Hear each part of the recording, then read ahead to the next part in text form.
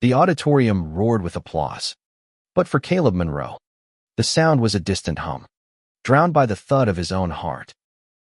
He stood on the stage, gripping his high school diploma, his eyes scanning the crowd for the one face that mattered most. There, in the third row, was Ethan, his dad, his rock, the man who'd raised him single-handedly. But Caleb's smile faltered, because today, he'd have to lie about who Ethan really was. Caleb was 16 when he first understood the weight of secrets. Growing up in the small, conservative town of Willow Creek, Virginia, he'd always known Ethan was different. Not just because he was a single dad in a sea of nuclear families, but because of the way Ethan's eyes lingered on old photos of him and James, his partner who'd left when Caleb was 5. Ethan never hid his love for James, or his identity, from Caleb. At home, they were a team, Ethan cooking lopsided pancakes, Caleb blasting indie rock through their cozy, book-filled house. Ethan was the kind of dad who'd stay up late helping with algebra homework, who'd cheer louder than anyone at soccer games, who'd taught Caleb to love fiercely and forgive gently. But outside their home, in Willow Creek's judgmental glare, Ethan was just the family friend to avoid whispers and worse.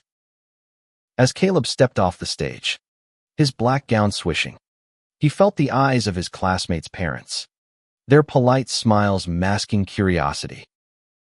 Willow Creek wasn't cruel, not outright, but it was the kind of place where different was a quiet curse. Ethan had shielded Caleb from the worst of it, taking the brunt of sidelong glances and hushed gossip. Caleb remembered the time in 8th grade when a kid at school called Ethan a slur, and Caleb's fists had flown before he could think.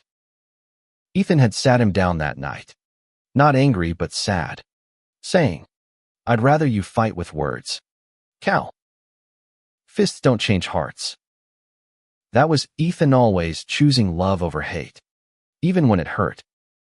Now, at 18, Caleb was graduating, bound for NYU in the fall, and the world felt bigger, scarier, but full of promise. He wanted to make Ethan proud, to show him that every sacrifice, every moment Ethan had bitten his tongue or smiled through pain had been worth it. But as Caleb crossed the auditorium, his best friend Mia caught his arm. Her dark eyes sparkled with mischief. "You ready for your speech?" she whispered. Caleb's stomach dropped. The speech. The one he'd written for the graduation ceremony, where he'd planned to thank Ethan, to call him dad in front of everyone, to finally stop hiding. But last night, his girlfriend Sarah had warned him, "People here aren't ready. Cal, you say that, and it's not just you they'll judge, it's Ethan." Caleb glanced at Ethan, who was clapping with that quiet, steady pride that always made Caleb feel safe. Ethan's partner, Leo, sat beside him, his warm brown eyes crinkling as he waved. Leo had come into their lives 3 years ago, a soft-spoken artist who'd brought color back to Ethan's world. Caleb loved Leo's easy laugh, the way he'd sketch Caleb and Ethan at the breakfast table, capturing moments Caleb didn't even know he cherished. But today, Leo was just another friend in the crowd, because that's what Willow Creek demanded. The principal called Caleb to the podium for the student speech. His palms were sweaty as he adjusted the microphone, the sea of faces blurring. He'd rehearsed this moment 100 times. But now, with Ethan watching, the words felt like a tightrope. "Good afternoon, everyone," he began, his voice steady despite the churn in his gut. "Today's about gratitude, about the people who got us here." He paused, his eyes locking with Ethan's. This was a moment to say it, to claim Ethan as his dad. To hell with Willow Creek's whispers. But then he saw Mrs. Hargrove, the town's self-appointed morality police, in the front row, her lips pursed. He saw Coach Daniels, who'd once said, "Ethan's a good guy, but, trailing off with a shrug. Caleb's throat tightened. He thought of Ethan's quiet sacrifices, how he'd stopped holding Leo's hand in public, how he'd laughed off slurs to protect Caleb's childhood. If Caleb said "Dad" now, would it undo all that? Would it paint a target on Ethan's back in a town that barely tolerated him? "I want to thank a family friend," Caleb said, the words ash in his mouth. "Ethan Harper, who's been there for me my whole life." The crowd clapped politely, but Ethan's smile froze, a flicker of hurt in his eyes. Caleb rushed on, praising his teachers, his friends, but the speech felt hollow. He'd chickened out. He'd chosen safety over truth, and the weight of that choice crushed him as he left the podium. After the ceremony, the park outside the auditorium buzzed with families taking photos. Caleb found Ethan and Leo by the cherry blossoms, the air thick with the scent of spring. Ethan pulled him into a hug, his voice warm but strained. "Proud of you, kid." Caleb wanted to apologize, to explain, but the words stuck. Leo, sensing the tension, suggested a photo.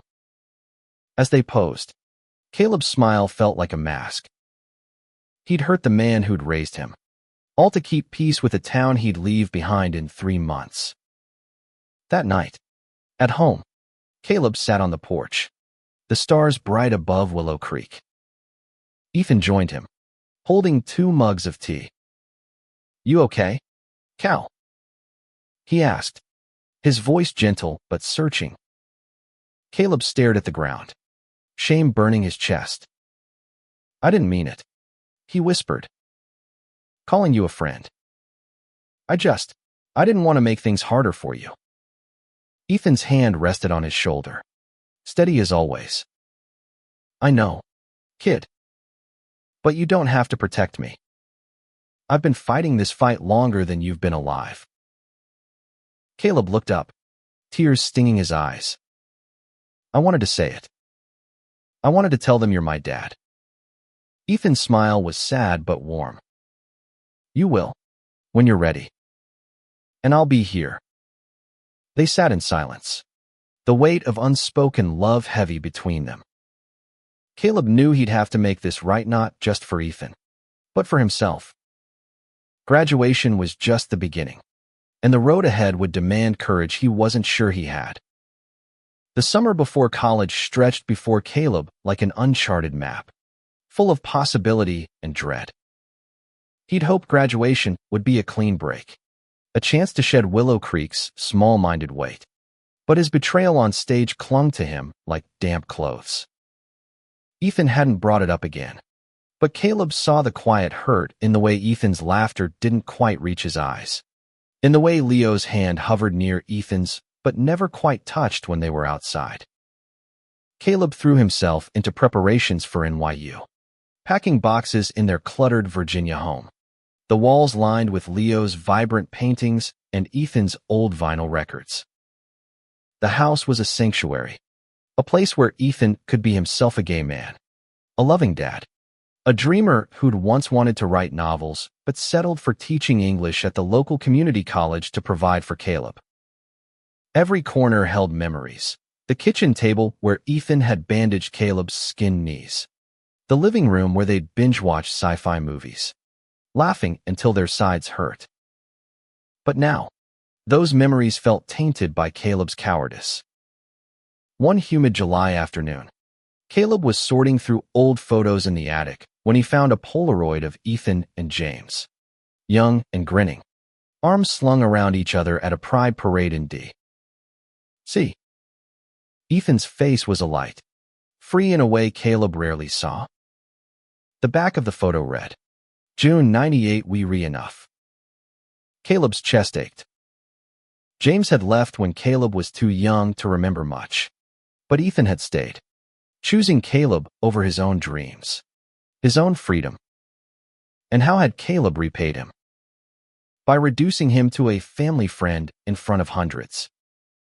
That night, Caleb found Ethan in the backyard, tending to his vegetable garden, the one he'd started with Leo to ground them both. Leo was inside, sketching at the kitchen table, his glasses slipping down his nose. Caleb hesitated, then sat on the grass beside Ethan. "I found a photo of you and James," he said, voice low.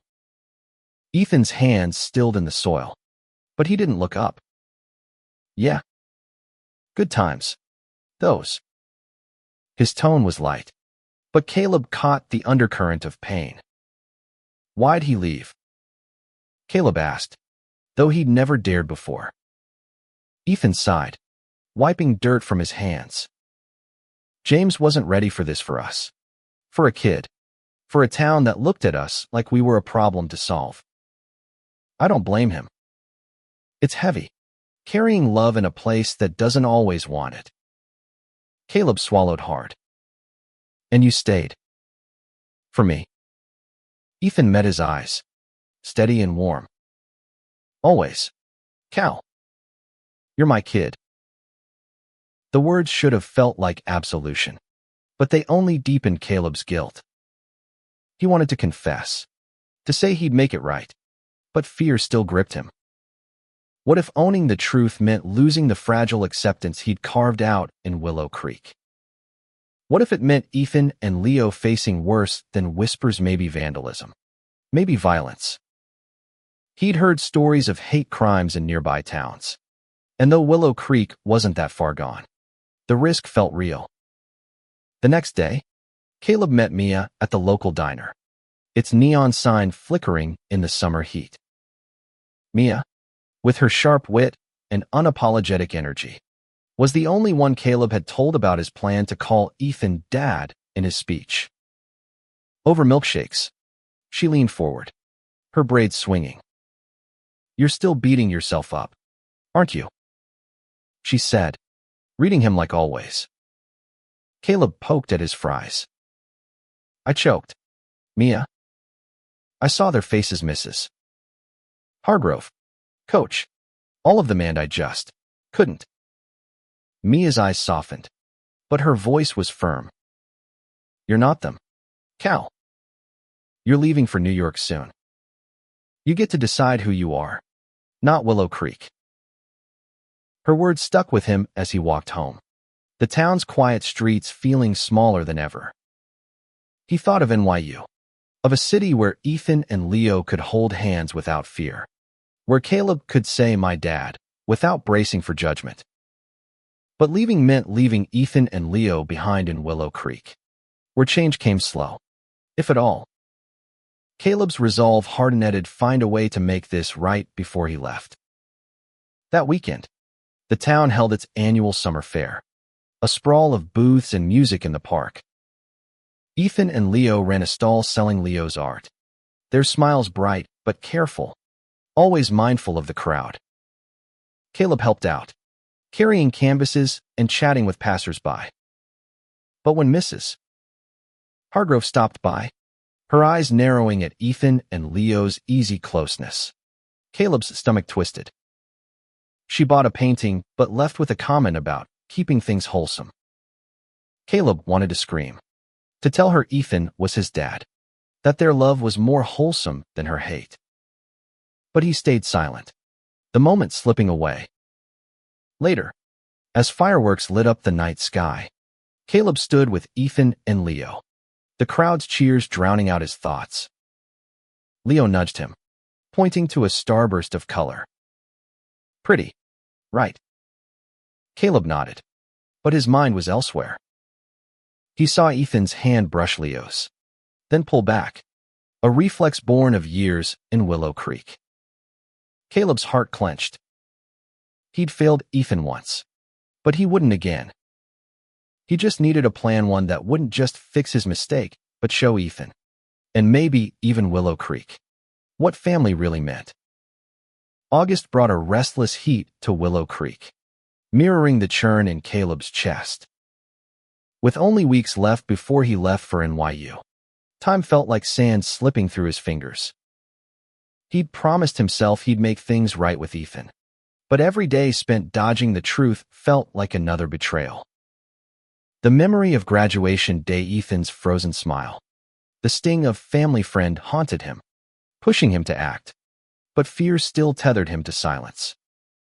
Caleb started small, testing his courage.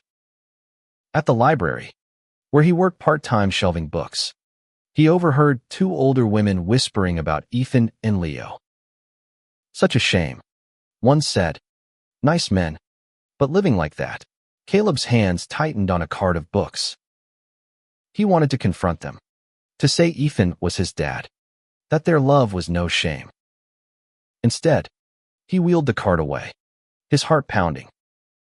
Each missed chance felt like a step backward, but he told himself he was saving his strength for something bigger. That something came unexpectedly. Mia, ever the instigator, texted him about an open mic night at the town's only coffee shop, the Bean Haven. "You should read something," she urged. "About Ethan. About your family." Caleb's first instinct was to say no, Willow Creek wasn't ready for that kind of truth. But Mia's challenge lingered, and when he saw a flyer for the event, he felt a spark of possibility. Maybe this was his chance, not a grand stage like graduation, but a small, real moment to speak his truth. He spent days writing, scribbling in a notebook Ethan had given him years ago, its pages worn from use. The words poured out stories of Ethan teaching him to ride a bike, of Leo's laughter filling their home, of the love that had shaped him. But woven through it was the pain of hiding, of a town that forced them to shrink. By the time he finished, the piece was raw, honest, and terrifying. He showed it to Leo, who read it quietly, then looked up with tears in his eyes. "This is beautiful, Cal. Ethan's gonna lose it in a good way." Caleb hoped so, but doubt gnawed at him. What if the town turned on them? What if Ethan didn't want this public? The night of the open mic, the Bean Haven was packed, the air thick with the scent of coffee and nervous energy. Caleb sat in the back with Mia and Sarah, his hands sweaty around his notebook. Ethan and Leo were there, too, at a table near the front, unaware of Caleb's plan. When his name was called, Caleb's legs felt like lead, but Mia's nudge pushed him forward. The spotlight was harsh, the crowd a blur of familiar faces, classmates, neighbors, Mrs. Hargrove in the corner, her arms crossed. Caleb's voice shook as he began. "This is for my family," he said, glancing at Ethan, whose eyebrows lifted in surprise. He read about the pancake mornings, the soccer games, the quiet moments that made Ethan his dad. He spoke of Leo's art, of their love that held them together despite Willow Creek's judgment. Then, his voice steadier, he said, "I called my dad a family friend at graduation because I was scared. Scared of what you'd think, what you'd say. But I'm not scared anymore. Ethan Harper is my dad, and I'm proud of him." The room was silent for a heartbeat. Then Ethan stood, clapping, tears streaming down his face. Leo joined him, and slowly, others followed Mia, Sarah, a few classmates. But not everyone. Mrs. Hargrove walked out, and Coach Daniels looked away. Caleb's heart raced, but he felt lighter, like he'd finally shed a weight he'd carried too long. As he stepped off the stage, Ethan pulled him into a hug, whispering, "You didn't have to do that, kid." Caleb hugged him back. "Yeah, I did." The fallout came fast. By morning, whispers spread through Willow Creek. Some praised Caleb's courage. Others called it attention-seeking. A brick was thrown through the window of Leo's art studio, the word "sinner" scrawled on it. Ethan tried to downplay it, cleaning up the glass with a tight smile, but Caleb saw the toll it took. He'd wanted to protect Ethan, not expose him to more hate. Guilt clawed at him, but so did a new resolve. He couldn't undo the brick, but he could keep fighting for their family. Caleb started planning a community art show with Leo, A way to show Willow Creek who they were through Leo's painting's vibrant scenes of love, family, and resilience. It was a risk, but Caleb was done hiding. He recruited Mia and Sarah to help, and even got a few classmates on board. As they hung flyers around town, Caleb felt a flicker of hope. Maybe Willow Creek could change. Just a little. Maybe he could leave for NYU knowing he'd done something real for Ethan and Leo. The art show took shape in the community center, a modest space transformed by Leo's painting's bold strokes of color depicting families in all their messy, beautiful forms. Caleb worked tirelessly, hanging canvases, arranging lights, and spreading the word, determined to make this a moment Willow Creek couldn't ignore. Ethan was hesitant at first, wary of more backlash, but Leo's quiet optimism and Caleb's fire convinced him. "Let's show them who we are," Caleb said, and Ethan nodded, a spark of pride in his eyes. As the opening night approached, tension hung over their home. The brick through Leo's studio window wasn't the last of it. Graffiti appeared on their mailbox, crude words Caleb scrubbed off before Ethan could see. He didn't tell Ethan or Leo, not wanting to dim their hope, but the weight of it pressed on him. He confided in Sarah one night, sitting on her porch under a fading sunset. "What if this makes things worse?" he asked, his voice tight. Sarah took his hand, her calm grounding him. "You're giving them a chance to see you, all of you. Some won't, but others might. That's worth it." The night of the show, the community center buzzed with a bigger crowd than Caleb expected. Friends, classmates, and curious neighbors filled the space, their voices mingling with the soft jazz Leo had chosen. Ethan stood by a painting of their family, Leo and Caleb laughing in their backyard, captured in vivid blues and golds. Caleb watched him from across the room, his heart swelling at Ethan's quiet strength. But not everyone was there to celebrate. Mrs. Hargrove and a few others lingered near the door, their expressions hard, whispering to each other. Caleb took the microphone, his palms sweaty but his voice steady. "Thank you for coming," he said, scanning the crowd. "This show is about family, mine, yours, all of ours. It's about love that doesn't fit in boxes, and the courage to live it anyway." He gestured to Leo's paintings, each one a story of resilience. "My dad, Ethan, and his partner, Leo, taught me what that means. I'm proud to be their son." The room erupted in applause, louder than at the open mic, but a few walked out, their footsteps sharp against the murmurs of support. Afterward, as people mingled, a man approached Caleb. "Mr. Thompson, the hardware store owner, a gruff widower who rarely spoke at town events. Your dad's a good man," he said, his voice low. "Raised you right. Not everyone gets that, but I do." Caleb blinked, stunned, as Mr. Thompson clapped his shoulder and walked away. It wasn't much, but it was a crack in Willow Creek's armor, a sign that change, however small, was possible. But the night wasn't all victories.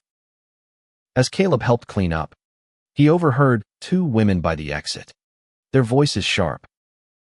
"It's a nice show, but it's pushing an agenda," one said. "Ethan's sweet, but it's too much." Caleb's fists clenched, but Ethan's hand on his arm stopped him. "Let it go, Cal," he said softly. "They're not ready. Some never will be." Caleb wanted to argue, to fight, but Ethan's tired eyes held him back. He realized then how much Ethan had carried alone all these years, shielding Caleb from the worst of the world's judgment. The next day, Caleb found Leo in the garage, touching up a damaged painting from the show. Someone had slashed it, leaving a jagged tear through a portrait of two men dancing. Leo's hands shook as he worked, but his voice was steady. "Art's always been my way of fighting," he said. "It's not about winning. It's about showing up." Caleb nodded, his resolve deepening. He'd leave for NYU soon, but he'd make sure Ethan and Leo had a community, even if it was just a few allies. Before he went, Caleb organized a small gathering at their house to thank you for those who'd supported the show. Mia, Sarah, Mr. Thompson, and a handful of others came, filling the living room with laughter and warmth. Ethan and Leo held hands openly, their smiles brighter than Caleb had seen in months. As the night wound down, Caleb pulled Ethan aside. "I'm sorry I didn't say it sooner," he said, voice thick. "You're my dad, and I'll never hide that again." Ethan hugged him, tears in his eyes. "You're my kid, Cal. That's all I need." The last days of August slipped away, and Caleb's departure for NYU loomed like a horizon both thrilling and terrifying. He'd spent the summer rebuilding what he'd broken on graduation day, piece by piece, through the open mic, the art show, and countless small moments of courage. But as he packed his bags in the familiar clutter of his bedroom, doubt crept in. Had he done enough for Ethan and Leo? Could he leave Willow Creek knowing they'd face its judgment without him? The morning before he left, Caleb woke to the smell of Ethan's pancakes, a tradition for big days. Downstairs, Ethan and Leo were in the kitchen, bickering playfully over the batter. "Too much sugar, Leo," Ethan teased, while Leo grinned, stealing a kiss. Caleb watched them, his heart full but heavy. This was home messy, loving, real, and he was leaving it for a city that felt like a dream. He joined them, grabbing a plate, and for a moment, it was just the three of them, laughing like nothing else mattered. But the weight of Willow Creek lingered. The art show had shifted something. More people nodded to Ethan and Leo on the street, and Mr.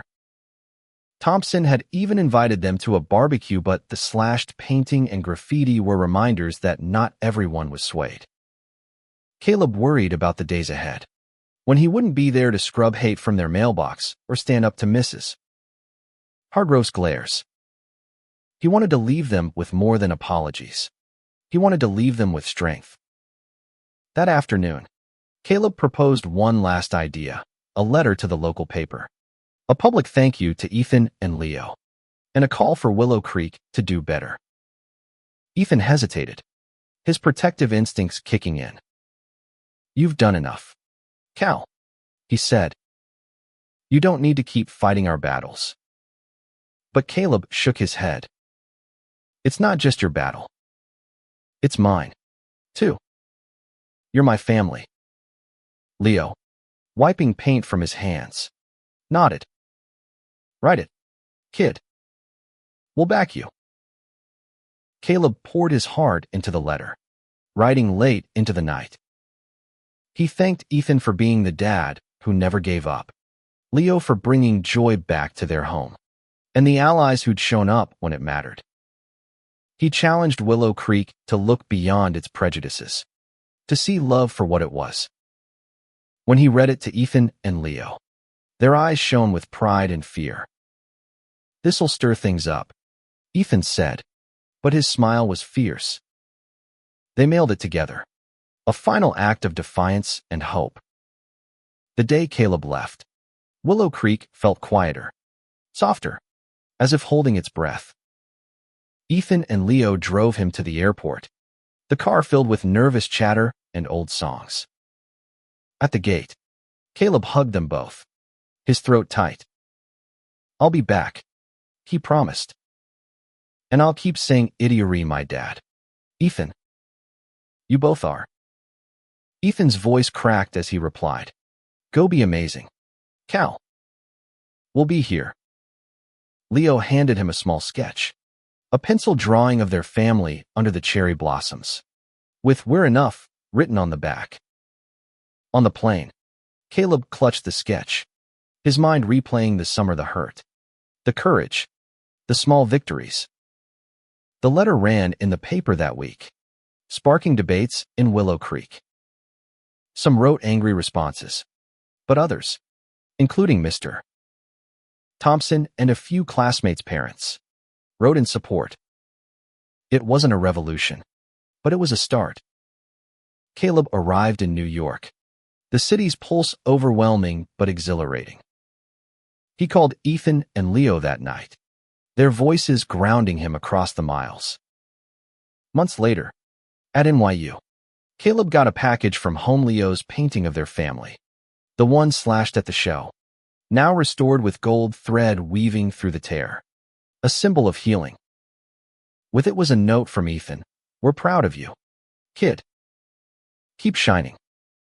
Caleb hung the painting in his dorm, a reminder of the love that had shaped him and the fight he'd carry forward. Willow Creek hadn't changed overnight, but Caleb had. He'd learned that family wasn't just about love, it was about standing up, speaking out, and never hiding again.